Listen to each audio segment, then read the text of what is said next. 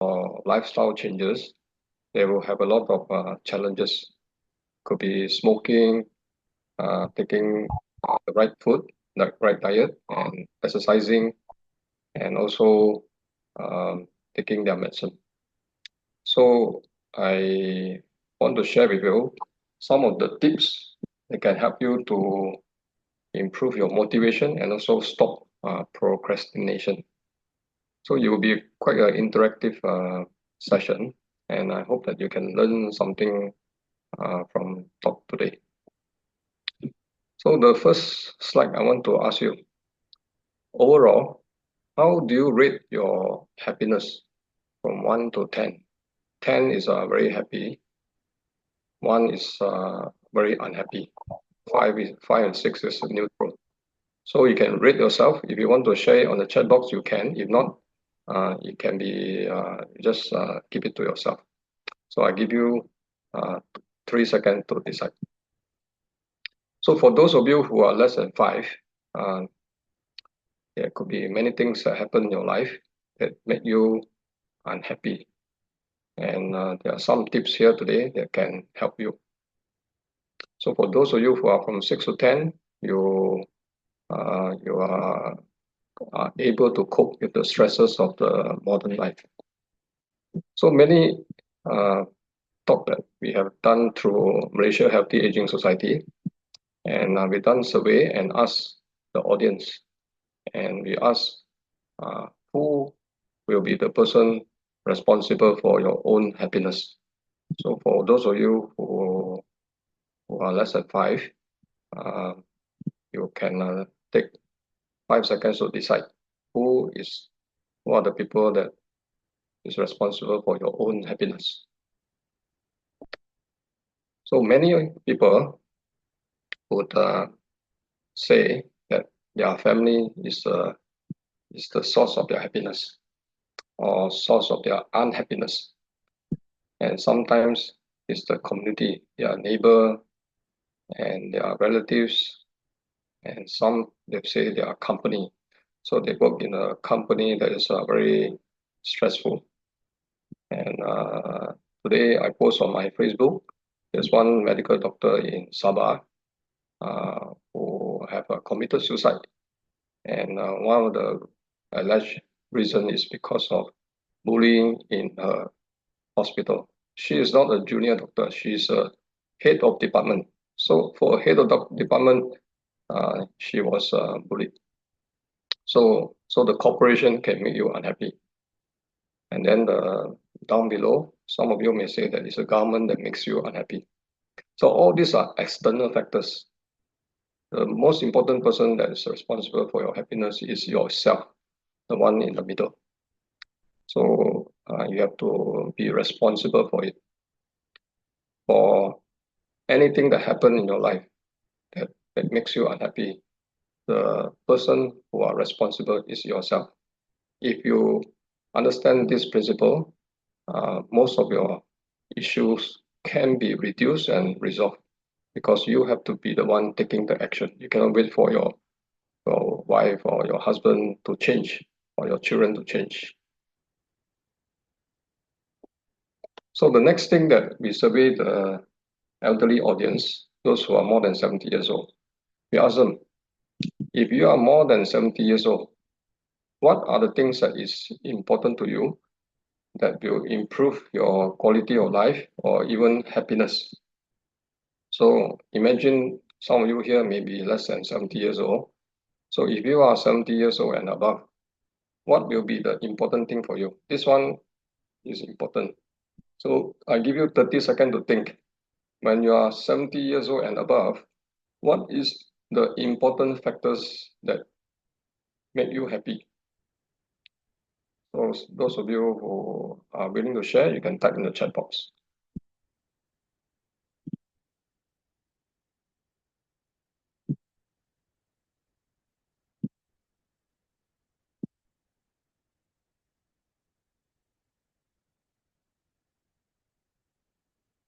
Okay, some of you, Mary say health, CWP also say health. What else that make you happy at this age?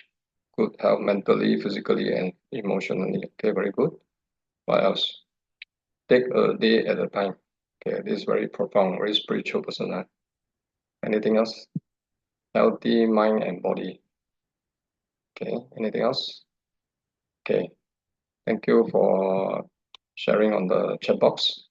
So the answer that I can give you from my standard is this. So a lot of you say health. So if you have no health, you cannot enjoy whatever money that you have. But sometimes money is also important, financial independence. And the next one is social interaction. So if you have health and money, but your relationship with your family and your relatives and your neighbors are bad, then you won't feel as happy. And the last one is time. So the time for yourself, the time to decide what you want to do with your life. So these are the four important components of healthy aging. So you have to have a balance of all. It's not one single component that is strong. So let's say you have a lot of money, but you have no health and no time for yourself. That is also something that is poor quality of life. And there's another factor that is more powerful than all these four components. And I give you 5 seconds to decide what is this powerful component that can overcome all that. You can have no health, no money, no friends, no family, and no time, but you can feel at peace and also uh, can be happy as well. So, what do you think is the big circles around these 5 components? So, God, inner peace, okay, spiritual support, okay, very good. So, some of you here can understand what I'm trying to say. Okay, let my slide move. Okay, so the Chinese believe in the balance, the yin and yang. So we have to have all the components in balance, not one stronger and one is weaker. So the big circle, the Japanese call this ikigai. So I'm sure all of you have heard of this. And if you have not heard of it, you can Google and study it on your own. So what does it mean? So the ikigai is something in the middle. So what it means is that the things that you love doing, you are good at doing it, and what the world needs, and also you can make money from it.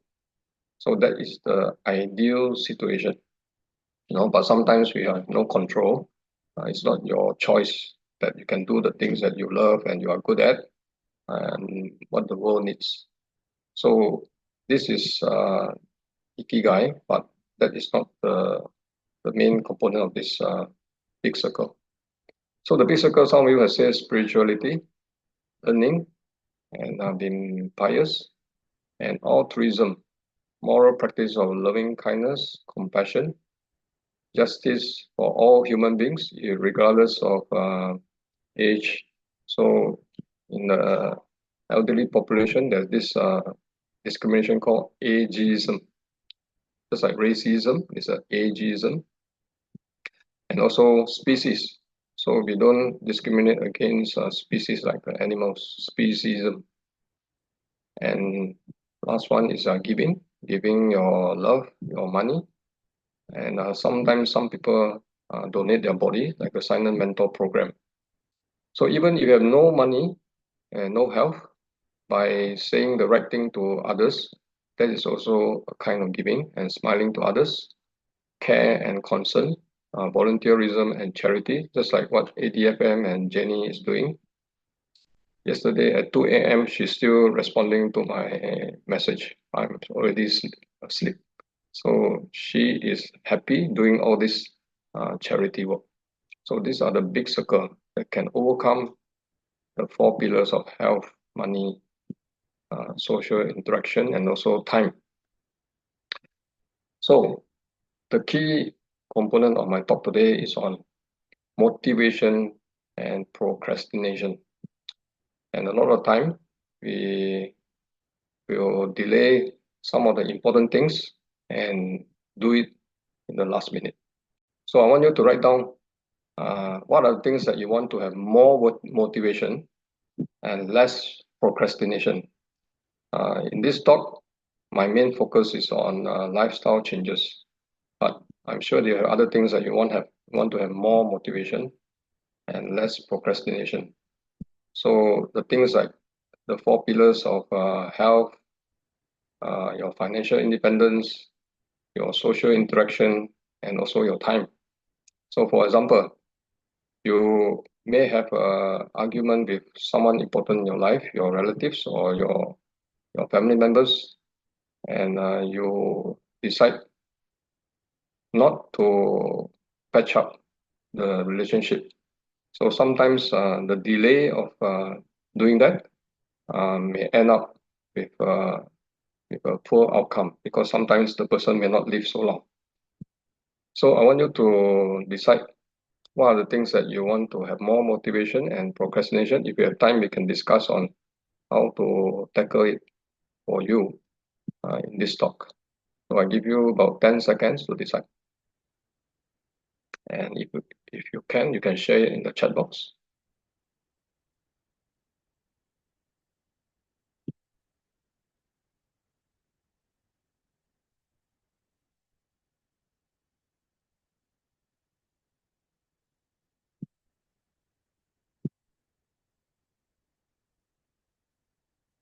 Okay, so no one share on the chat box, but I will just go further. AI and also robots is inevitable. And I think within 10 years, the robots will be at your home doing your house chores.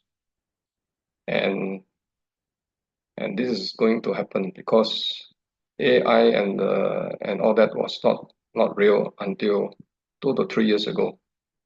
And the Tesla boss Elon Musk has invested a lot on these robots.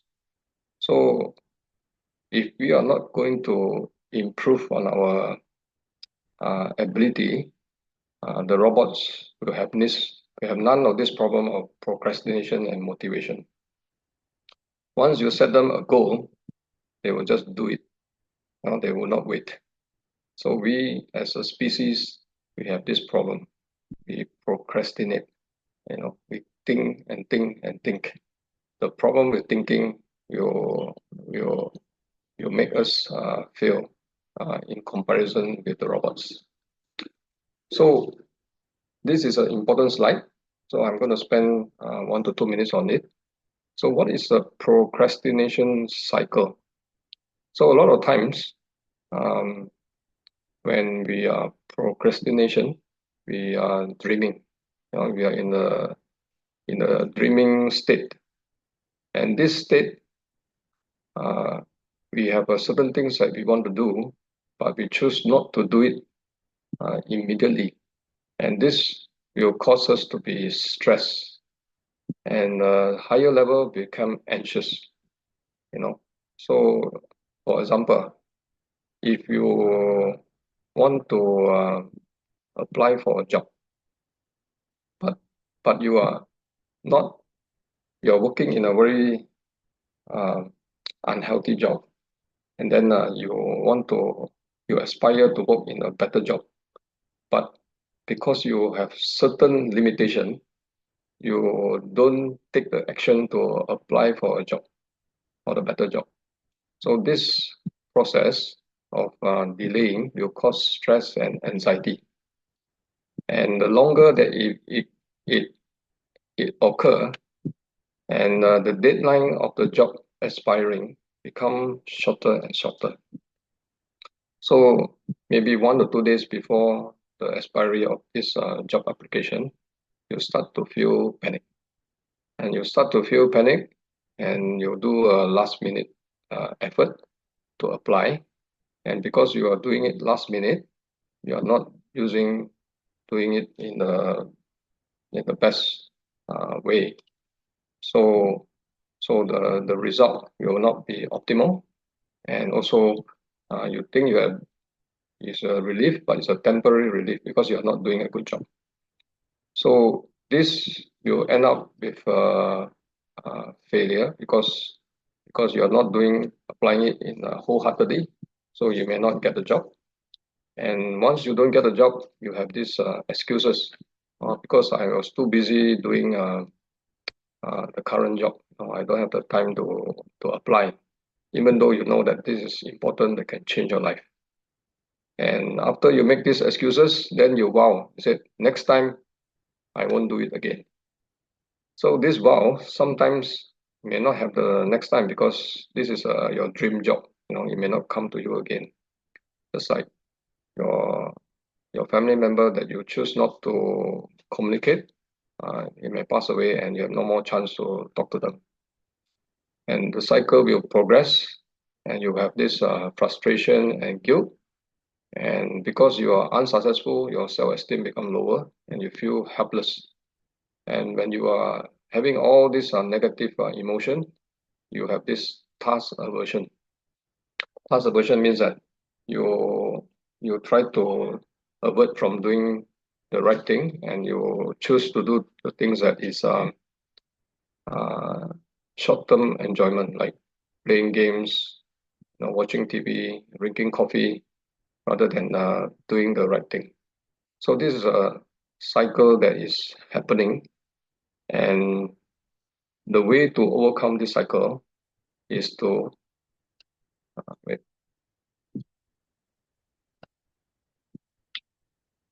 is to make the right action. So this talk today, I'm talking about lifestyle changes that will promote longevity and good health. So I want you to think about what are the things that is in our lifestyle changes that is in your control, not in the doctor's control, because a lot of times the relationship between the patient and doctor is that the patient will pass all the responsibility to the doctor to to make them better, and that is a wrong approach. So today I want you to be empowered and to take care of your own health. So what do you think is important for your health and longevity? So I give you 30 seconds to think about it. And if you can put it in the chat box.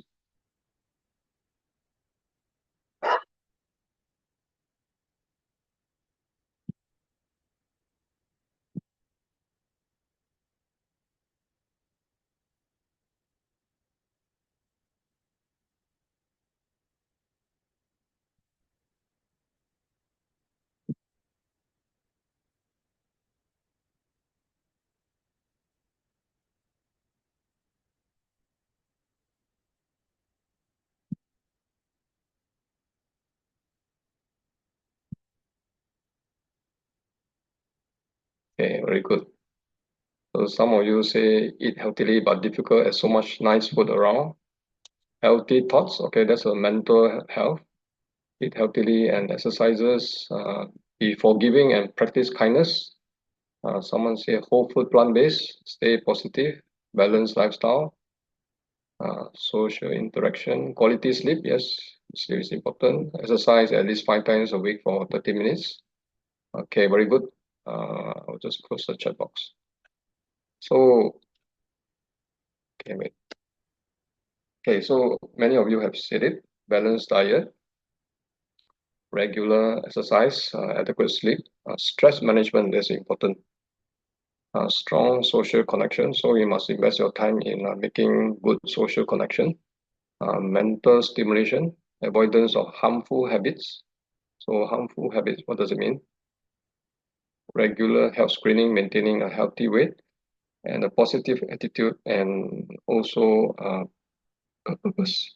So in the interest of time, I won't ask you. I will just go straight to the answer. So these are proven for good health. So focus on whole food, nutrient rich food. In my opinion, the whole food plant-based diet is the right diet for human health and longevity, and it's also anti-aging. So some doctors may have their other types of diet, but in my opinion, this is the diet that can protect our cardiovascular health, cancer, and also chronic inflammation. So regular exercise. So here it says that engage in 150 minutes of moderate aerobic exercise weekly. Strength training, practice flexibility and balance, such as yoga or Tai Chi. Sleep, aim for at least 7 hours of sleep, consistent sleep schedule. Reduce chronic stress through deep breathing, hobbies, spending time in nature, and also social activities. Strong social connection. So this is a problem in our modern life because we have so much of this social media and gadgets. So we don't develop deep relationship with our family, friends, and communities. So it's not just superficial. How are you? You know, the weather is good. So that is not uh, deep relationship.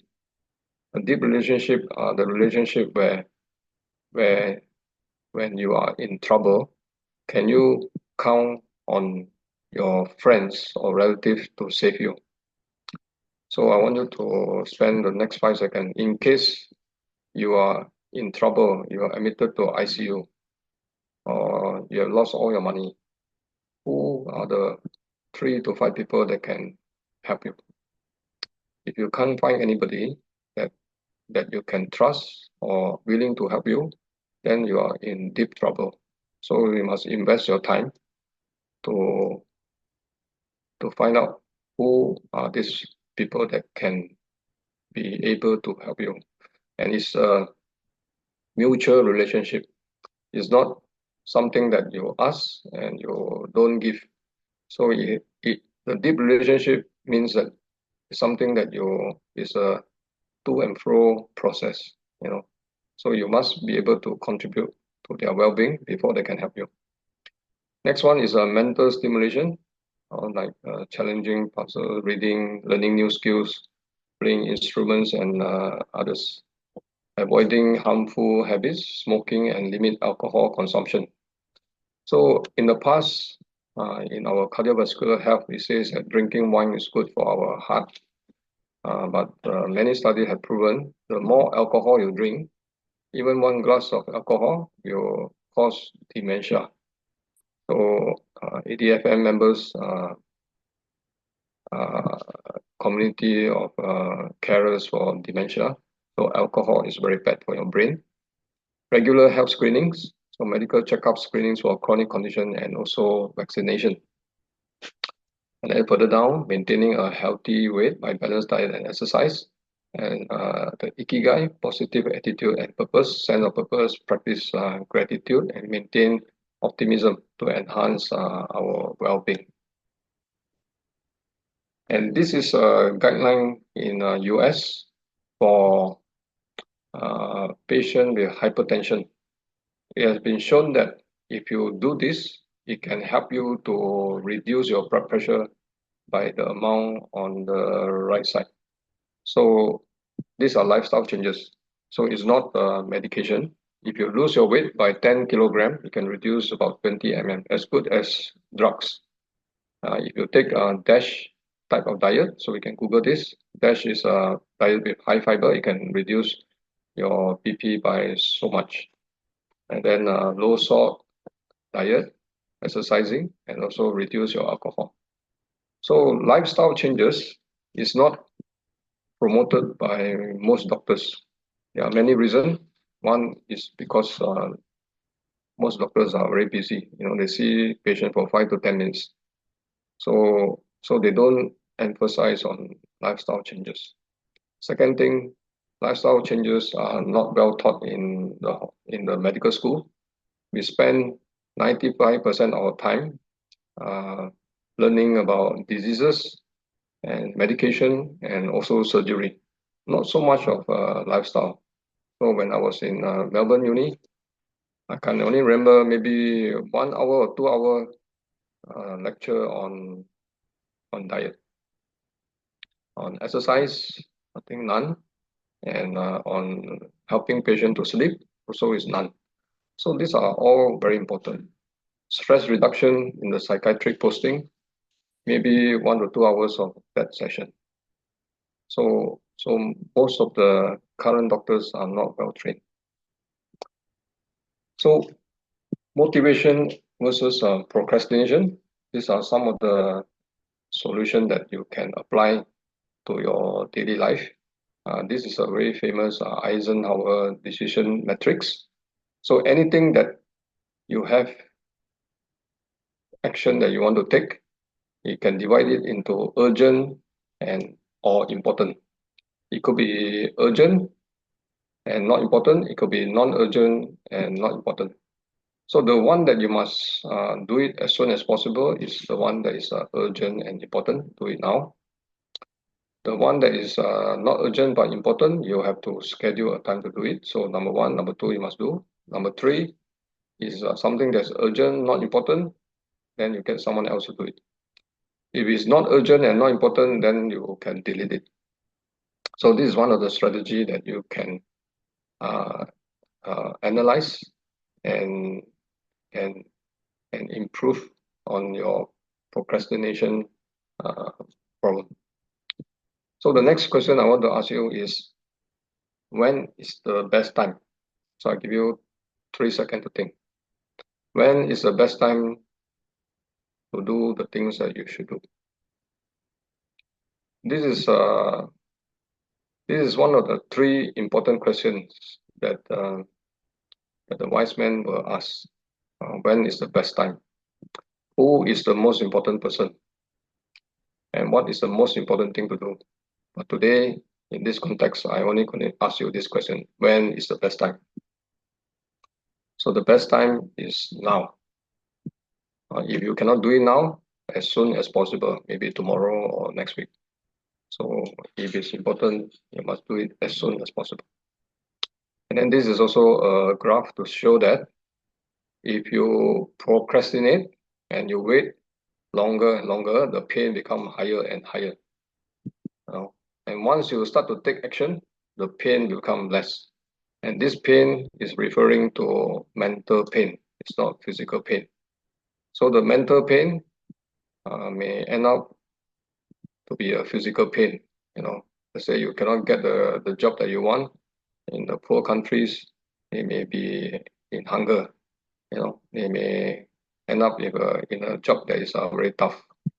So the best time to do it is now. Okay.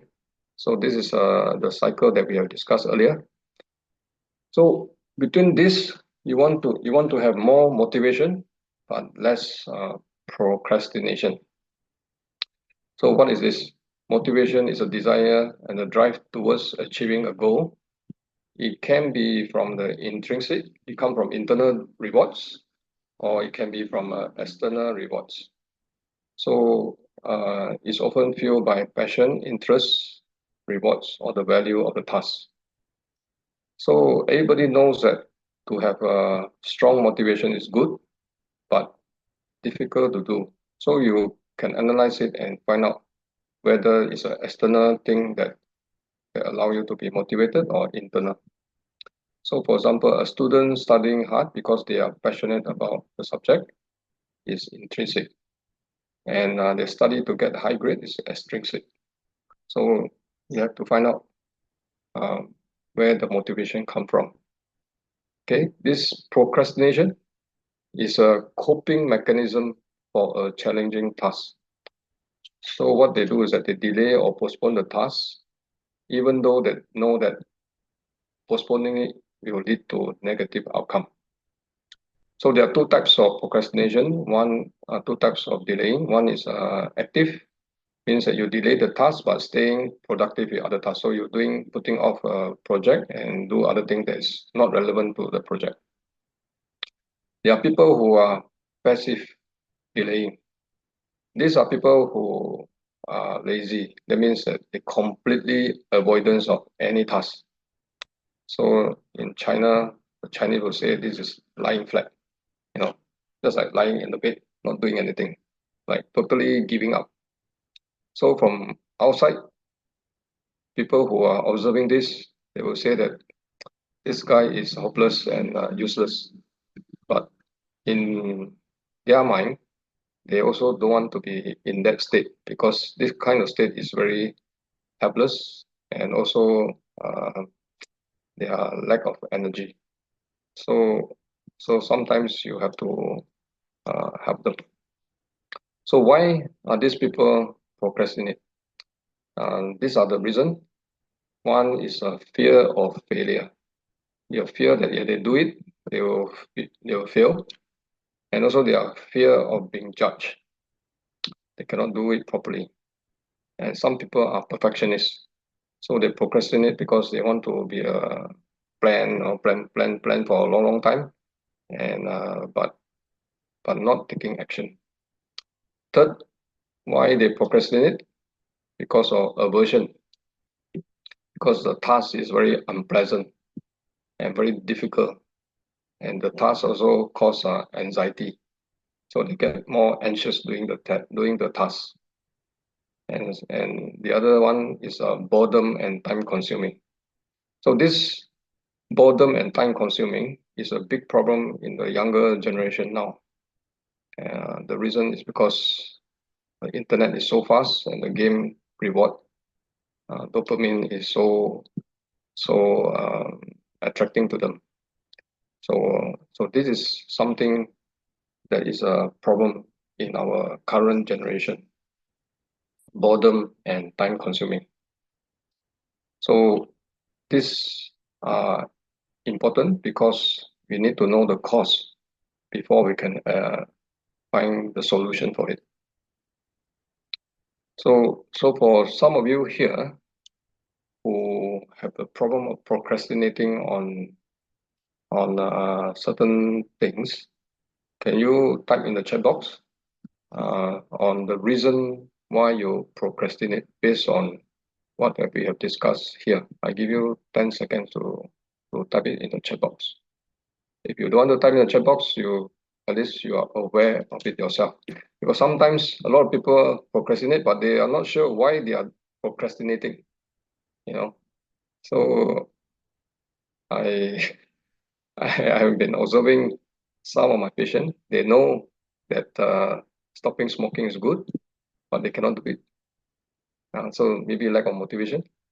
And some of them tell them to eat healthily and start exercising. They know it's good, but they cannot do it. So what is your reason for procrastinating? And and I observe some of these young people, they they they procrastinate on the right action, like applying for jobs or or taking another exam to improve themselves, to upgrade themselves. But they didn't do it. It's because of these few things. They have fear of failure, fear of being judged, and they find it very difficult and find it very boring and also time consuming.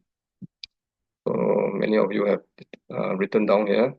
So some of you say perfectionist, undecided, need to delegate, lazy, and lack of motivation. Okay, very honest of you, the Zoom user. Mostly laziness. Oh, very good.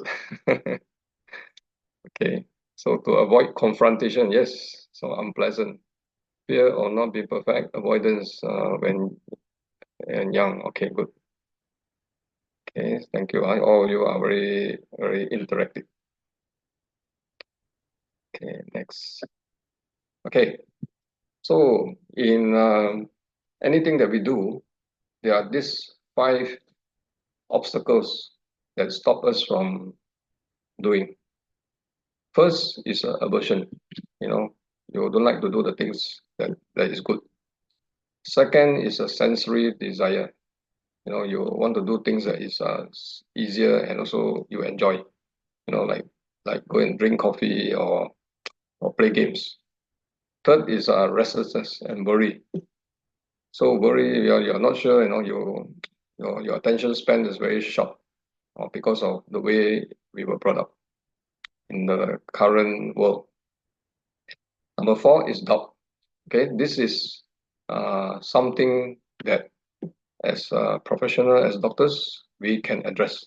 We can say what is right and what is wrong for your health. So sometimes, if as doctors, we are able to change our patient's behavior because of our authority. So research has shown that if you tell patient to stop smoking, the chances of success is 20-30%. If your family member asks you to stop smoking, the chances is 1%. So we have a 20 times success rate. So as doctors, we must make our effort to advise patient because we are in the power of authority. And the last thing that stops us from doing anything is laziness. So these are the 5 obstacles for many things that we are supposed to do, but we can't. So what is a theory? These are all the scientific theory with the reference at the end. First one is self-determination theory. Motivation is driven by autonomy, competence, and relatedness. So intrinsic versus extrinsic. Intrinsic motivation, doing something because it is inherently interesting, enjoyable to them, is often more sustainable.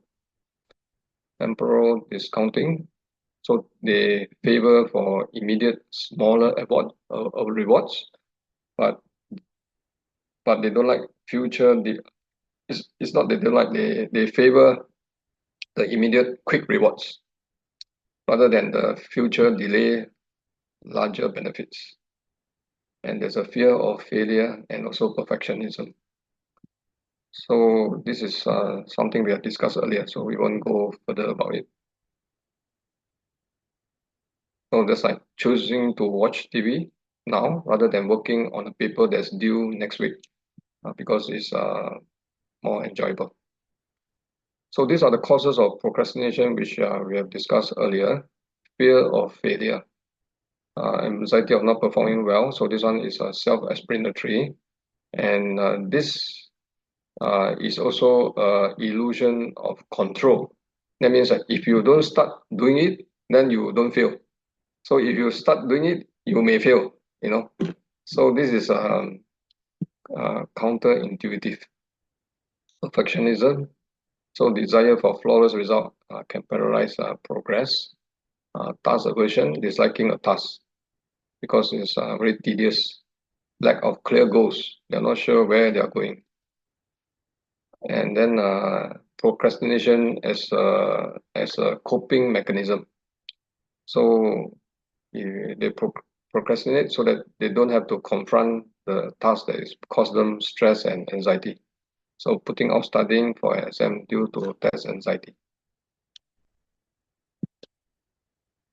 So this is one the coping mechanism. I wouldn't call this procrastination because it's more like a self-care. You're taking care of yourself. But this is a short-term self-care. Long-term you may suffer more. So what are the strategies to combat procrastination? So just now we talk about the 4 quadrants. Do the important thing and urgent thing first, and behave like a robot. They have no thinking of delaying it because once they set the task, they will just do it. So the robot will win. Okay. So first thing, you must set a specific goal. Just like a robot, you set them to wash the car. So they know that their task is to wash the car, and they will just start and do. So for you as a human, you have to decide what is the goal, what is the task that you want to do. So with that task, you visualize and focus on the goal and using SMART principles and using the atomic habits. A lot of time we avoid doing it because we think that it's very difficult. So the the the strategy is to break it into smaller tasks like the atomic habits. Cultivating intrinsic motivation, personal interest and meaning to rewards with the goals achieved. So rewards is a very important part. Building habits, regular routines and habits, and habits must have a reward incorporated into the system. Time management techniques. So we have this hyper focus Pomodoro, which is focus 100%. It's like HIIT for our mind. And time blocking means that you block certain time from, let's say, from 1 to 3 p.m. doing this job only, without other tasks. So this will allow you to be more focused and also the deadline focus. So you are always aware that you have to complete the task by 30th, 30th of September. Behavior adjustment, creating a conducive environment, remove distraction. So when you are doing it for 40 minutes, make sure your phone is not there, and your water is, or the drinking water is next to you. If not, you'll find excuse to go to drink water and pass urine and go to the toilet. So make sure that all these are there so that to stop you from getting distracted. Positive reinforcement, you encourage yourself and address negative self-talk and build self-esteem. So reward system, very important. And the last one is mindfulness and self-awareness. So going through this talk today, I have asked you many, many questions, and this will make you more aware of the reason why you procrastinate. So there are all this based on studies. Practicing mindfulness will recognize and manage your tendencies. Okay, so we must build good habits. So what is the process of creating a habit? It could be good habit, it could be bad habit. So bad habit like smoking, drinking, gambling, these are bad habits. But it follows the same principle of these three components. So any habit will start with a cue. Cue is like a trigger. So let's say I want to have the habit of exercising. I would put the sports shoes in front of the door. So whenever I walk past the door, I will see the shoe. And when I see the shoe, that means that I should take the action of exercising. And then the action of exercising, after the exercise, you must feel good about it. You must have a reward with it. So this reward will allow you to continue with this exercise. With this habit. So sometimes you can do this, the cue and action, but the activity is not so rewarding. So what you can do is that you can use the mental trick. You combine it with something that you enjoy. So for example, a lot of people who exercise, they exercise with their friends, going hiking and all that. And at the end of it, they go makan. So this is the reward for them because the social interaction between their friends is something that they feel good about it. And also the food also is one of the reward. But if you are not aware of the goal of your exercising, if your goal of exercising is for health, then you should not eat so much and you should choose a diet that is healthier for you. So this is the habit loop. So let's say you want to avoid junk food, then you should not buy so much junk food and keep it at home. So because if you buy junk food, that means you create the environment for you to eat junk food. So the cue is there and give you the action of eating it and the reward of enjoying the food. So these are some of the bad habits. So people who smoke should not make cigarette so available to themselves. Otherwise, they will smoke more. So this is something that you should understand. So what are the strategies to boost your motivation? So we should stop procrastination, but boost motivation. So I'll give you 10 seconds to think. What can you do to boost your own motivation. And if you can, you type it in the chat box. If not, you can just be aware of it yourself. I give you 10 seconds to think.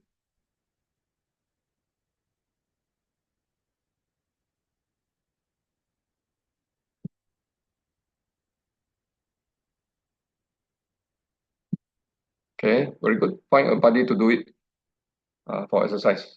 Find a BFF to do it. Try to remember what you say. Okay, always thinking there is still tomorrow. Okay.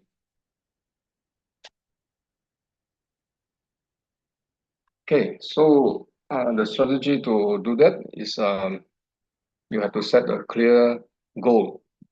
You know, just like a robot, you have to give them a task, and this is a task, then you just do it. So you have to set your own what you want to achieve. Second is to visualize success. This is a reward system. So if you don't envision the reward at the end, then you will not do it. And next one, develop a routine. There's a habit. Reward yourself. So this is a recurrent theme. Reward yourself. And the next one is finding your why. This is a passion part. So this is promoted by Simon Sinek. This is the one that will give you the energy and power to move forward. And surround yourself with positivity.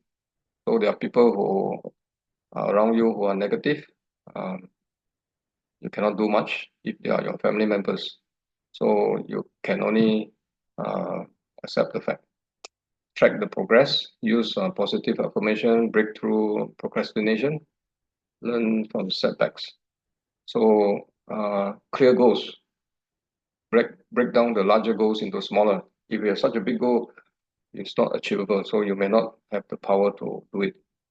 And then visualize positive outcomes, consistent routine to create a structure, reward as positive reinforcement, and find out your deeper purpose, you know, the big circle behind your goals. So I have a patient who smokes, and I asked him why he stopped smoking. He said there's one day when he was smoking and carrying his baby, the cigarette ashes dropped on the baby's arm, and with a burn, small burn. It's not a large burn, and that was enough to make him stop smoking. But the majority of my patients stop smoking because of a heart attack or bypass. So any of these patients, I told them, don't wait for that to happen for you to stop. They know that stopping smoking is good, but they cannot stop themselves from stopping. So you have to know your why. Okay, engage with supportive and encouraging people, track your progress, checklist, journaling, self-affirmation, telling yourself positive things or motivating things like I am capable and I can do it. And start with, okay, so start with the easiest task. So you have a goal, but you may think that this is not possible and not achievable. So start with the smallest step. So some of the patients that ask them to practice meditation because they are so stressed and anxious. I said, they said they cannot do it because they have gone for some of this meditation class. They said that to sit for half an hour and 1 hour is impossible for them. So for this type of patient, I said, you just have to do one breath. So this is a one breath meditation. That single breath, you are so hyper focused and so aware of your breathing in and breathing out. So small and easiest task. And once they can do one breath, they can proceed to do the second breath. So this you allow them to have this belief of success. They said, I can focus for one breath. I can also focus for the second breath. So soon after practicing, just like playing games, playing badminton, you'll get better and better.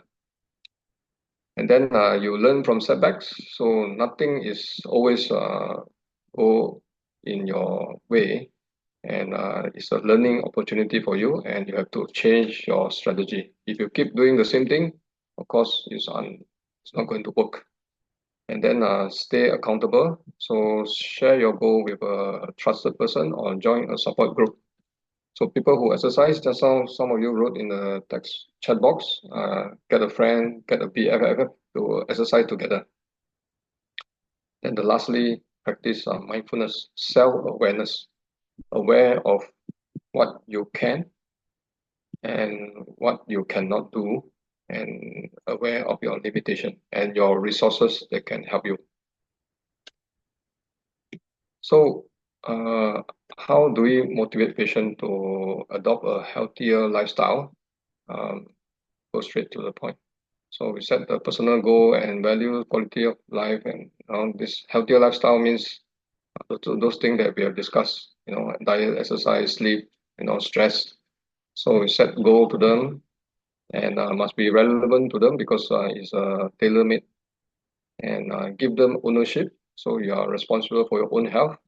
And then we are as professional, we give them evidence-based information. Um, but a lot of times you can find it on the internet as well.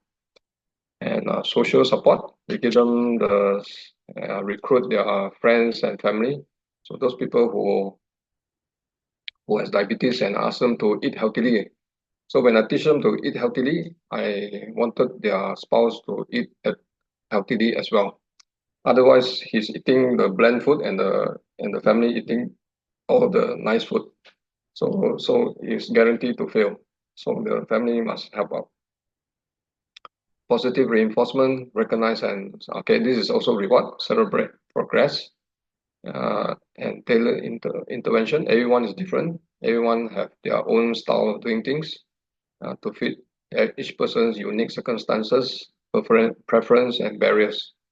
Work with patients to overcome their obstacles, and also we visualize the benefits. So these are also rewards. So you have not achieved the rewards, but use mind to visualize it.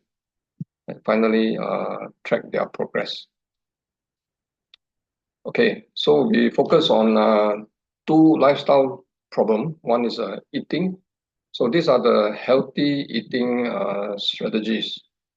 So help patient to identify specific dietary goals, like let's say for sugars, and start with small changes like eat more fruits and vegetables, reducing sugary drinks, and give them meal plans, providing tools like recipes, shopping lists, education.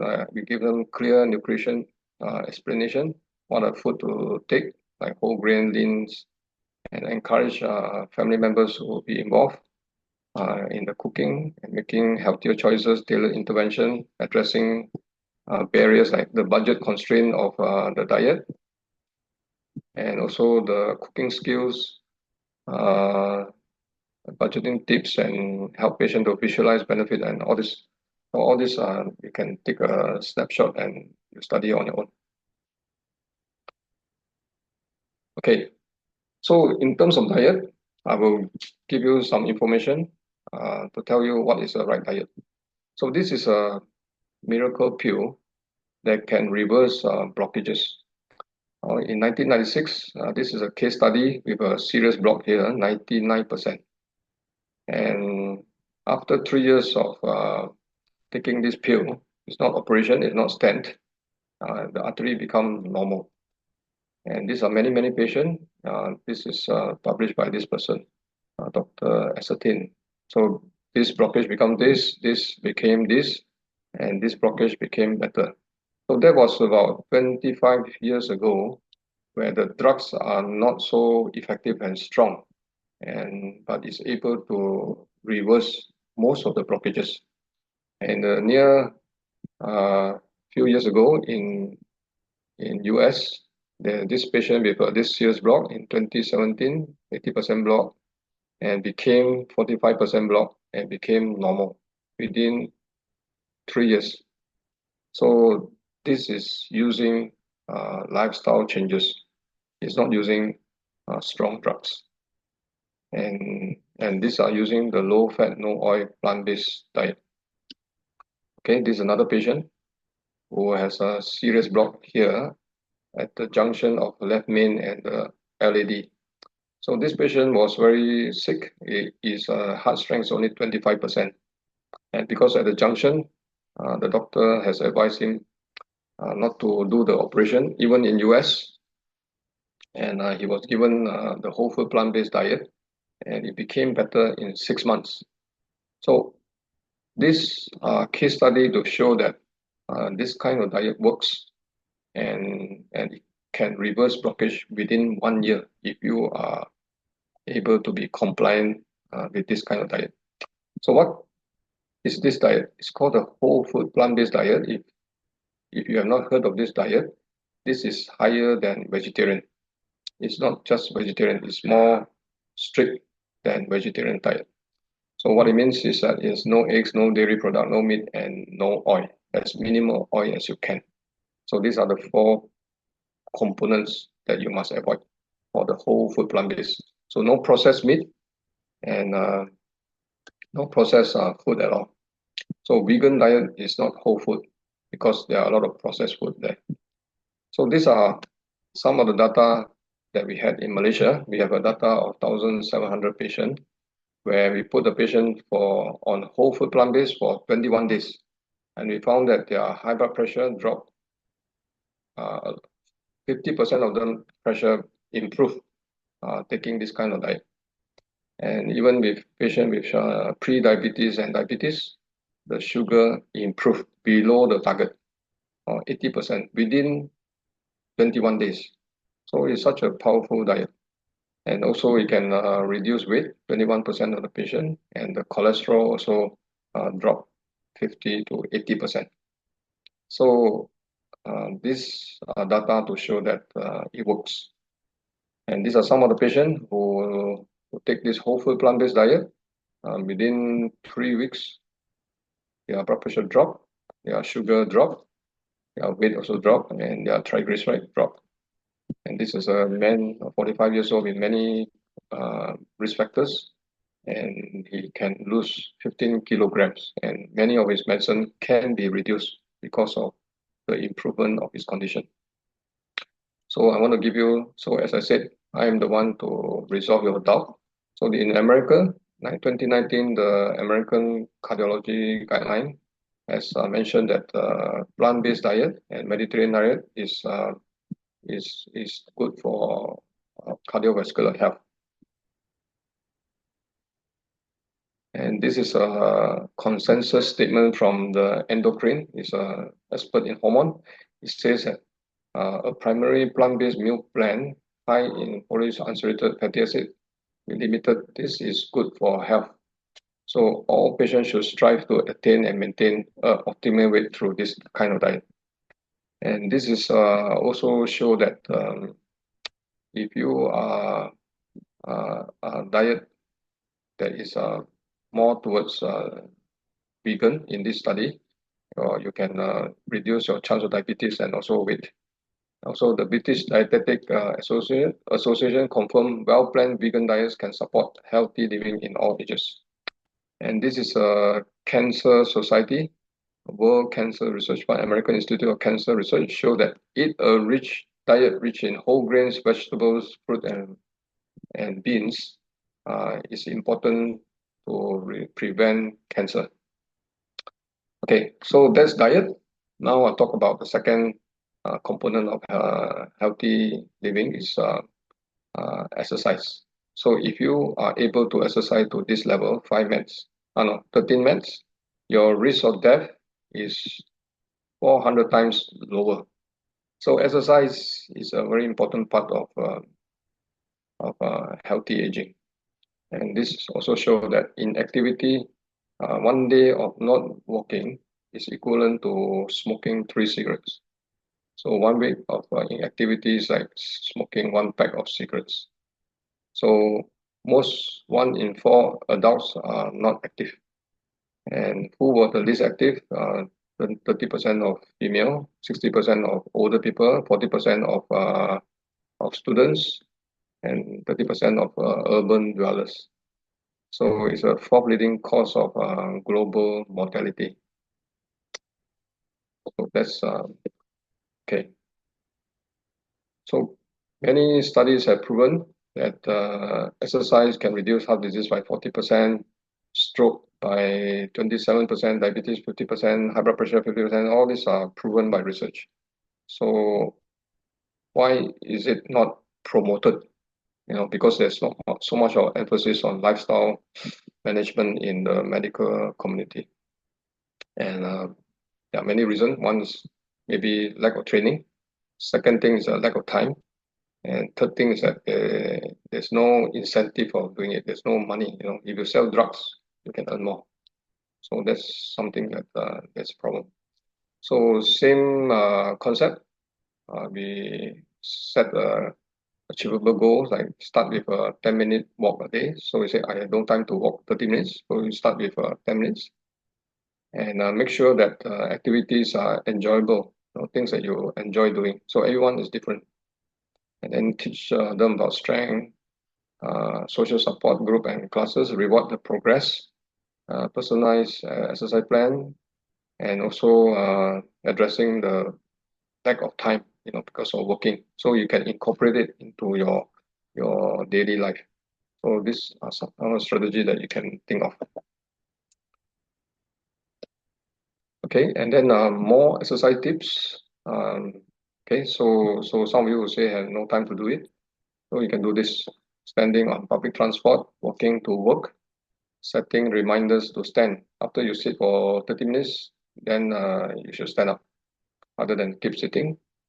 Doing your household chores rather than employ someone to do it. Walking during phone calls rather than sitting. And active free time.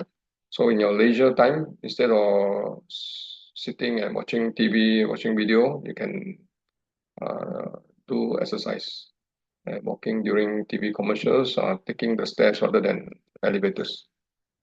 So these some of the tips that you can do. So type of exercise that you can do, like all this aerobic, strength awareness, stretching, mindfulness. So the principle is to start slow, getting strong harder. You can do the bouncing method. Must be not boring. If it's boring, you will not continue. You must be use your imagination and creativity. Use music, fast, short, easy, accessible, cheap, and effective. So some of my patients say I will start swimming. I say start swimming is not something very practical because you cannot go to swim every day unless you have a pool in front of your house. So those are not so practical. Must be something easy. Commit and promise of doing exercise, and then precaution is stop if pain or you have some symptoms when you exercise. So for heart patient, if they have chest pain, breathlessness, and giddiness, they should stop.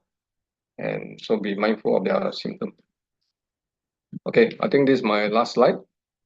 Many doctors prescribe medication without first asking about your diet, your sleep habits, exercise routine, and water intake, and your stress level. Then you are not seeing a doctor, you have a drug dealer.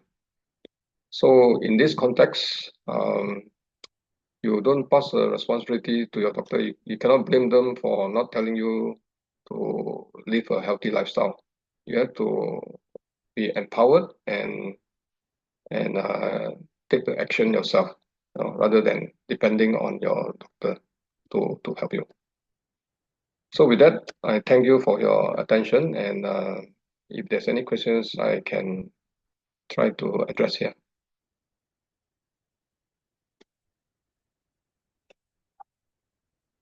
Okay, there's a question in the chat box. For whole food plant-based with no dairy, can we eat the natural homemade yogurt? Okay, so in a whole food plant-based diet, depending on how strict you are, if you want your goal is to reverse blockages, then dairy-based yogurt is contraindicated. So for my patient, I'll say you cannot take eggs, dairy, and meat and all that. But it's not possible in real life. We are not robots. So some of these patients, I'll say that you can take your eggs, but maybe one egg a week. And in countries like the Europe, like UK, and I mean the European countries, they have plant-based yogurt. So they have soya bean yogurts and all that. So and it can be done in Malaysia. You can use a probiotic that is active, and use soya milk, and you can make your own soya bean yogurt. Okay, so would the whole food plant-based diet suit elderly? Fibers harder to digest? Okay, so this is a question that's very important because elderly patient has some limitation because their dentition, their teeth are not strong enough to bite some of these things. So the teeth problem can be solved by blending the plant fibers. In terms of digestion, yes, a lot of people when they eat a lot of fibers, they have a lot of intestinal bloating. So this problem is very common if you have been eating the normal meat-based diet. And when you start to take plant fiber, your intestinal microbiome, the bacteria is not used to this type of diet. So if you take a large amount, you have a lot of flatus, a lot of wind. And the strategy to overcome it is to take small amount to start with, let your gut get used to it. So you can actually measure how much veggie or fiber that you're eating and slowly build up. And this problem can be solved within one month. Okay, so many questions in the chat box. If I'm going to read out from the latest I can see and I'll go up. If you alternate this diet, for example, 2 weeks, then go normal, then back to this diet for 2 weeks, would that be effective? Okay, so this is we call it a zero-sum game. Your stomach is a limited space, and if you put healthy food in there, then you have no space for unhealthy food. So if you are eating unhealthy food all the time, and then you alternate 2 weeks of healthy food and unhealthy food, it's better than eating unhealthy food all the time. So I think it's okay, but not perfect. Okay. So the next question, is there a good plant-based recipe books available here? This is you can Google, and so many of this whole food plant-based diet that is available. If you want, there's a very famous doctor called Michael Greger, Greger. You can type it in the chat box. He wrote many of this recipe book with his wife. Is that you can purchase online. Okay. Okay. I am an underweight age 66. Is it possible for me to maintain or put on weight on a whole food plant-based diet? What about vitamin deficiency? Okay, so this whole food plant-based diet, the only vitamin or mineral that is short is vitamin B12. So there's not enough vitamin B12 in this type of diet. So that is the only supplement that you need. But if you are not eating it carefully, you might be short in vitamin D as well. So vitamin D also comes from the sun. So you must expose yourself to the sun. And then the third thing that is short is omega-3. So whole food plant-based omega-3 come from flaxseed, chia seed, and walnut. So if you're not taking enough of this, you have to supplement yourself with omega-3. And the one that most people are concerned is protein. So protein, if you don't take eggs, dairy, and also meat, then you are short of protein. So a lot of people say that plant-based protein is incomplete. So he said milk has all the essential amino acid, and eggs also has a complete essential amino acid. So that's true. So the trick to deal with this is to take the eggs from the tree. You understand? Eggs from the tree.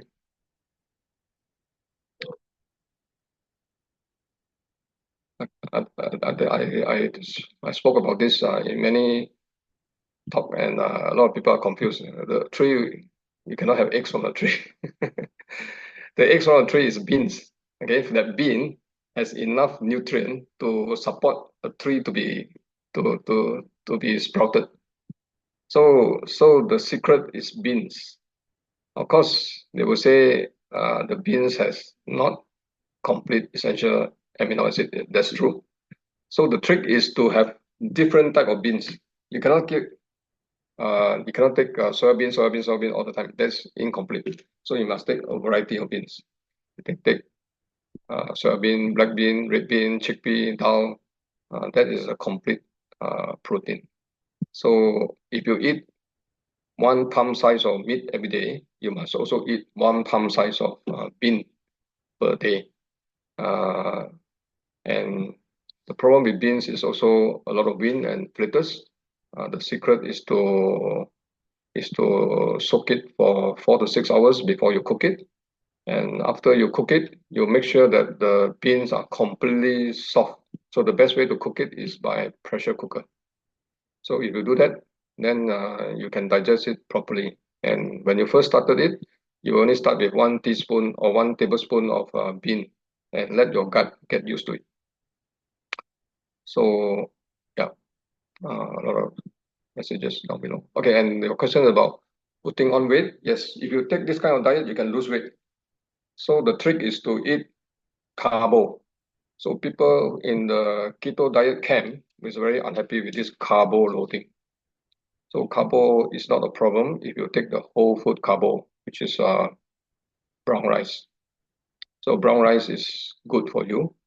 Uh, Anything that is not processed, let's say like the wholemeal bread, those are processed. But you take the wheat, wholemeal wheat, no problem. But the bread is processed. And then the oat must be the raw oat, not the refined oat. So you can take a lot of this high fiber carbo and you'll be okay. Okay, so this one is, can we just eat a balanced meal but cut down meat and processed food and increase vegetable, eat until 80% full, exercise, don't smoke and drink alcohol to maintain good health? I'm worried the whole food plant-based isn't sustainable. I might feel deprived and give up. Yes. Okay, so if you make this decision to cut down all this processed food and meat, it will help you a lot. So I'm sure you've seen many of these people who live to 80, 90 years old. Okay, yeah. So in the blue zones, you Google these people who live to old age in Okinawa and all that. They also eat meat and fish and all that, but it's a small part, maybe 10 to 20%. So if you follow that, it's also good for your health. Okay, there's one question say it's better to take sourdough bread. Okay, sourdough bread is a if you really want to take bread, then this is the choice that you make because sourdough bread is proven to be good for your health because of the fermentation produce some chemical that's good for you. Okay, then someone say quinoa better choice. Okay, quinoa also has high protein. So the trick is to have a variety. It's not just quinoa. It can be other beans you must add on. And then in Malaysia, we have the ability to get moringa. So in African countries where there are a lot of malnutrition and malnourishment, moringa is a solution for them because it has also the amino acid for them. For 90 plus, can they survive on taking Ensure Gold milk powder? Okay, so for those people who are very frail, regardless of age, it could be a 30 years old with a stroke and all that.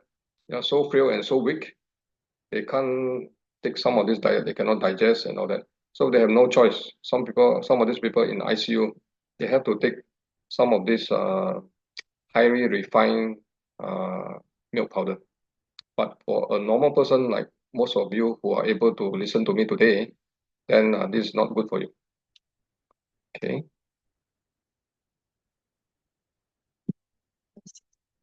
Find a buddy to do it together. Okay. Wait. Okay, someone say money is my motivation. Okay, very good. Just make an effort to do it. Okay. Avocado. Someone asked about avocado, right? Okay, so the question is, can you take avocado? So this kind of diet, it depends on your goal. So if the goal is to reverse cardiovascular blockages, the four component is eggs, dairy, and meat, and also oil. So if you follow the guru of whole food plant-based diet is Dr. Dean Ornish, who is a personal physician for Bill Clinton. His program doesn't allow avocado and nuts because of oil. So he must have a reason for it. He has published a lot of papers. It's not just any wellness coach. So many papers that he has published. So avocado, if you take the avocado and you boil it, you can have 1 cup of oil coming out from it. So avocado taking in a large amount is not good for you. So some people drink coconut oil and olive oil. Those are also not acceptable if your goal is to reverse the blockages. Okay, any other question? Explain the importance of calcium tablet. Okay, so if you are taking whole food plant-based diet, the problem of calcium and osteoporosis, to build your bone, it's not just calcium. You also need vitamin D and protein and all that. So to build the bone, it's also not just the diet. You also must exercise with weight-bearing exercise. You can take all your vitamin D and your high-protein diet, but if you're not exercising, all this calcium will be passed out in your urine and stool. So it must be a holistic way of taking this calcium and supplement. Okay, a lot of questions. Okay, wait. Can people with uric acid still eat beans? Yes. Okay. So this patient with uric acid, there are a small number of patients who have genetic problem with processing uric acid. So these are people that take beans, mushroom, and all that. They have severe gout. But the majority of the population, they have no problem eating beans. And some trick that I teach my patient who are not vegetarian, who has gout, but with this genetic problem, even though they are taking the medicine, their gout still come back regularly. So the solution for that in a lifestyle way is to drink a lot of water. So if you drink 2.5 liter or 3 liter of water, don't get yourself dehydrated, then more uric acid will be washed out. The second thing is vitamin C. So if you take vitamin C, the uric acid also will wash out. And then those people who are whole food plant-based practitioner, if you take a lot of raw plant-based diet, this raw plant-based diet has a lot of vitamin C that will overcome the uric acid when you eat the beans. So when you cook most of this food, your vitamin C will be destroyed. So so those are the things. If you plant-based diet, try to eat more raw vegetables. Okay, the next question is it okay to cook with coconut oil instead of vegetable oil? Okay, so in Malaysia, the best oil is palm oil because it's stable. It doesn't get denatured, and also you can use it for high temperature cooking. But in the whole food plant-based diet, you use as minimal oil as you can. So oil is not good. What vitamin do you recommend for heart patient with stent? So for heart patient with stent, we don't recommend any vitamin except for CoQ10 if you take a cholesterol medicine called statin. Next question is, can you please repeat what are the 4 pillars in life? I think you have to come back and listen to my talk in other places. Cannot. Okay, Dr. Gundry mentioned, if using pressure cooker, then can omit soaking the bean as the high pressure can drastically reduce the lectins. Too many advice out there and confusing. Can you please clarify on this? Okay, Dr. Gundry is someone that a bit controversial, and sometimes his advice is a bit odd. So the best way to to cook beans is a pressure cooker. In India, they cook a lot of dal and a lot of vegetarian. They use pressure cooker to cook it, and it reduces the lectins. So this lectin problem, a lot of people say it's a toxin. It's a, they call it a anti-nutrient. But sometimes this lectin has some effect of anti-cancer, but the study are not strong enough. So I disagree with him using the pressure cooker. For 82 kidney last stage by improving cause of green latte, is whole food plant-based and brown rice either be high fiber suitable for them? Yes, I think there are many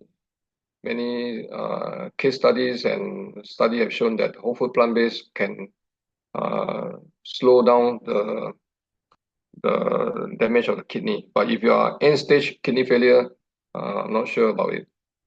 So if you go to my Facebook, I have one patient with proteinuria, very severe one, and he was able to improve his kidney function by more than 50%, taking the right medicine and also eating correctly. Do we need to eat 7 different colors veggie and beans every day? So the colors as much as you can. It must be practical, you know. How to get 7 colors of veggie every day? Not possible, right? So you have a change every day. You know, one day this color, the other day the other color. So it depends on your resources. Okay, is it okay? Wait. Is there a good problem? Okay, answer all that already. Okay, yogurt helps you. Yes, yogurt, the dairy yogurt helps with your gut, but the milk has other problem because of the dairy milk has a lot of hormones. So study have shown that if you have cancer of the sex organ, so sex organ means the breast and prostate and ovaries, you should not take so much of a dairy product because it has all these hormones that can stimulate it. If we do whole food supplement, what supplement do we take? Okay, this one we discussed already.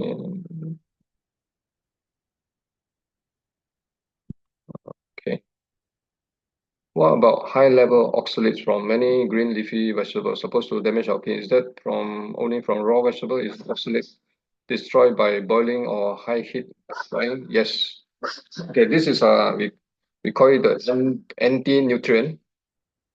So this is a theory, but I think it's only relevant for people with severe kidney stone. Sometimes they have this genetic problem, they cannot process oxalates. But otherwise, we don't see much of this problem of oxalate. David, you say, do you recommend use of statin for high cholesterol or can we use racist supplements? Okay. So David, I'm a cardiologist and medical doctor. I don't recommend red yeast supplements for those patients with confirmed blockages. Statin is the recommendation by me if they are not able to follow the diet strictly. So if you are not able to follow the diet strictly, then you have to take the statin. Otherwise, the blockage will progress. And the majority of people are not able to follow it 100%. So those examples that I gave you earlier on, they can follow it 100%. So most people cannot. Omega-3 versus omega-6 ratio. If omega-6 intake is too high, it will cause inflammation in the body. In general, yes. So omega-3 is better. Okay, let me see others. Jenny, I have time to answer all these questions, right? Okay, this question means will lion mane mushroom give us enough B12? No. None of the plant-based diet give you enough B12. So even the meat-based diet, like eggs and dairy and meat, their B12 come from the supplements. So those animals, they take B12 supplements because the natural B12 is lacking now because of use of pesticide. All the natural bacteria that produce B12 have been killed by the pesticide. So they have to use a synthetic B12 to supply to these animals so that their eggs, dairy, and meat has B12. So vegetables has no enough B12. So we have to take supplements. Lion mane, mushroom, and all this has not enough B12. Okay, I think I finished. How about milk like glucose? So this I have addressed it earlier. If you are very sick and in the ICU and your gut is not good, then you have no choice. You have to take glucose. But otherwise, if you're a healthy person, you should not take it. What is your opinion on taking health supplements? Health supplements are only if you are not able to consume the supplements that come from the nature, because all this has all these vegetables and herbs has all the nutrients and the spices. You can Google this term called ORAC. You know, it's like the strength of antioxidant, and the spices have very strong antioxidant. That's why you can see that countries like India and the Indians and the Malay, they have take a lot of spices. Their chances of cancer is 50% lower than the Chinese. So spices are very strong antioxidant. Okay, sometimes I get stomachache from eating fresh fruits on empty stomach. What does this mean? Okay, this eating fresh fruit on empty stomach. So that's because your intestinal system is not healthy because of your abuse to your gut. So if you don't sleep well, very stressed, your intestine microbiome is not healthy, and you eat anything that's odd or not fresh, that can cause a problem. ORAC, you Google yourself lah. What about phthalates supposed to present in oat beans and harmful to health? Okay, all these are oxalate, all these phthalates and lectin is anti-nutrient. So this is a theory, but not proven. Not proven to be so harmful. And a lot of people are eating this kind of diet and they are surviving and still alive. Why do you say not to take glucose if you are a healthy person? Yeah, because of the dairy product.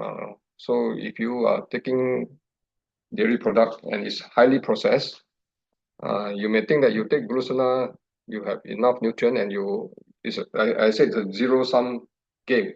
Once you fill in with something, you cannot eat other things that is healthier.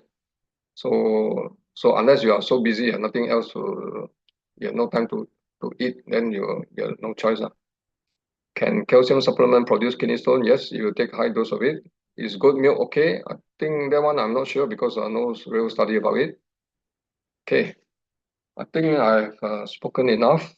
Is it true that all types of oil should not be heated?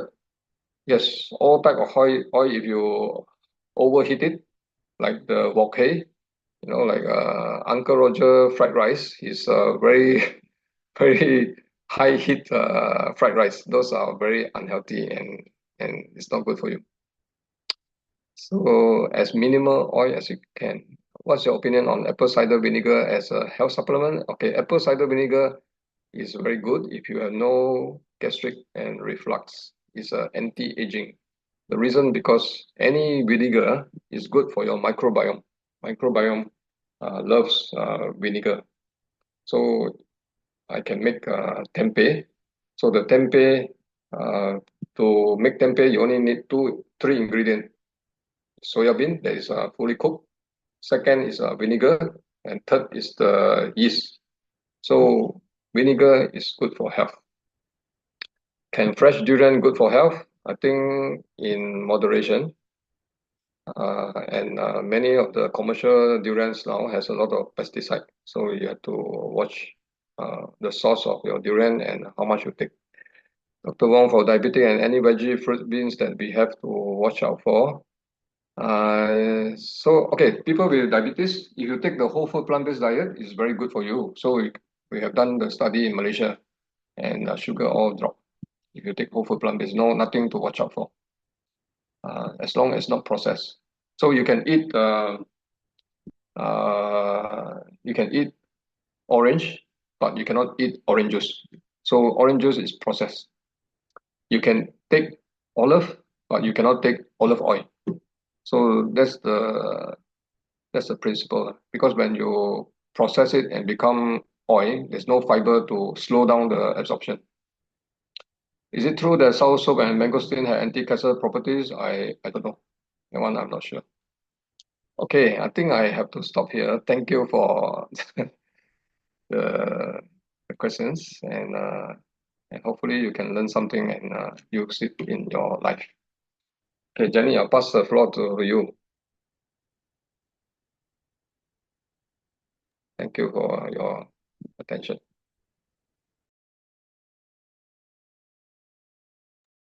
Jenny, are you here?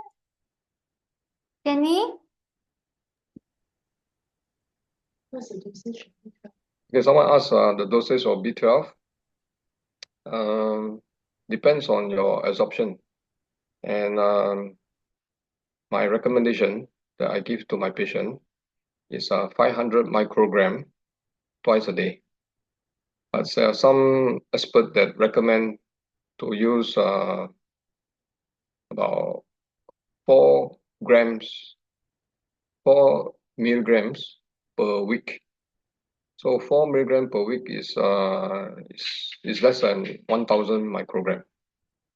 So is there any harm of eating too much of B12? At the moment, we don't see any harm because vitamin B12 is water soluble. The more you take, you can pass out in your urine. But anything that dissolve in the fat, so our body has a lot of fat. So if you take vitamins with dissolve in the fat, which is A, D, E, K, adik abang, vitamin A, D, E, and K is toxic. So you should not take all this that can dissolve in the fat. But B12 is quite safe, and B12 is very important because it helps with your memory. So okay, yeah. So for many of you here with worry about dementia and memory, you should take B12 supplement. If you want to take the higher dose, you can take 500 microgram per day. So 1 week is about 3,500 microgram. That is within the recommendation. But some doctors disagree. I think that is a most important supplement. The second supplement is omega-3. Now that is also very important. So someone say B12 triggers cancer. So if you really look at the studies, I think the study was not done well. So at the moment, there's no strong evidence to say that B12 cause cancer.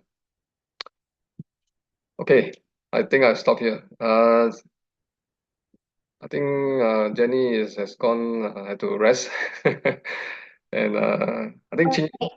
you take over. Yes, I will take over. Okay, so thank you everyone on behalf of ADFN. Thank you, doctor, for today's session. It's very, very fruitful. And thank you, all the participants today. So if you guys want to join any others, like talk of ADFN, you guys can have a look on our WhatsApp group that Jenny will blast to everyone. All right. Have a good night and thank you, everyone.